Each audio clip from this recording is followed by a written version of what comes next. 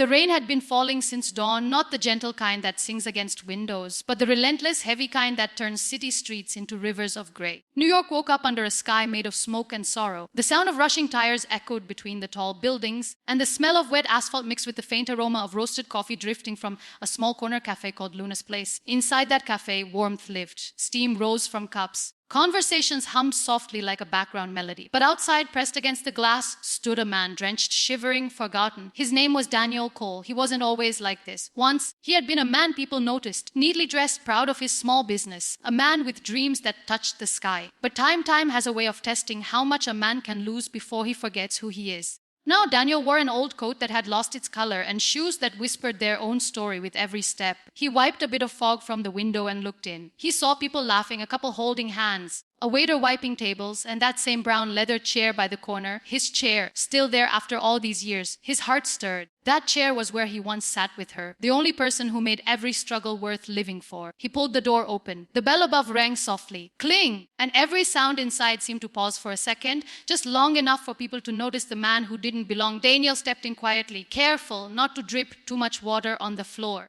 His breath was shaky, his voice soft when he said, "Can I sit for a bit?" Just till the rain slows down. The young waitress behind the counter smiled kindly. "Of course, sir. Please? Anywhere you like?" He nodded and walked toward that old chair in the far corner under a framed picture of the cafe's grand opening, a day that had once been his pride. He sat, feeling the warmth of the place seep slowly into his bones. For the first time in days, he closed his eyes and simply breathed. The cafe was alive with quiet music. A man typed on his laptop. A little boy licked whipped cream from his hot chocolate. The waitress, Anna, carried cups from table to table with the practiced grace of someone who found peace in routine. She placed a steaming cup of coffee before Daniel. "On the house," she said softly. "You look like you need it." Daniel smiled, his eyes kind but tired. "That's very kind of you, miss." "Thank you." When she left, he looked into the cup. The rising steam curled like old memories, and he saw her face in it, Evelyn, his wife, her laughter, her dreams, her voice saying, "One day, Danny, people will come here not just for coffee, but for comfort." He blinked and she was gone. Across the room, the cafe door opened again. The sound of expensive shoes clicking against the floorboards broke the calm. Heads turned. A man in a dark suit entered, his umbrella snapping shut with a swift, commanding motion, his hair perfectly slicked back, his watch gleaming beneath the dim cafe lights. Mr. Howard Reeves, one of those men who seemed allergic to humility. He scanned the room, his eyes landing on Daniel almost immediately.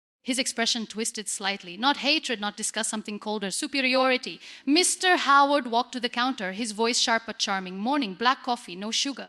"I have a meeting in 15. Anna nodded quickly. "Yes, sir." He turned, adjusting his cufflinks when his gaze landed again on Daniel. Soaked clothes, worn hands, staring into a cup like it held his life inside it. Howard's lip curled slightly. He leaned closer to Anna and muttered just loud enough for others to hear, "You should be careful who you let sit here. This isn't exactly a shelter, is it?" Anna froze. The words sliced through the soft hum of the cafe. Daniel heard them, though he didn't look up. His fingers tightened around the cup. Howard smirked. "I mean, just look at him. People like that scare away customers. No offense." The silence grew thick. The man with the laptop stopped typing. Even the little boy stared. Before Anna could respond, a calm, steady voice came from behind the counter. "Mr. Reeves," said Thomas, the cafe manager, emerging from the back office. "We don't judge who sits here. Everyone is welcome at Luna's Place." Howard chuckled lightly. Sure, but some of us work hard to deserve comfort, you know. Others just sit and wait for pity." This time Daniel looked up, not angry, not ashamed, just tired. But in his eyes burned something Howard couldn't understand: quiet strength. Daniel took a sip of his coffee and said softly, "Sometimes, sir,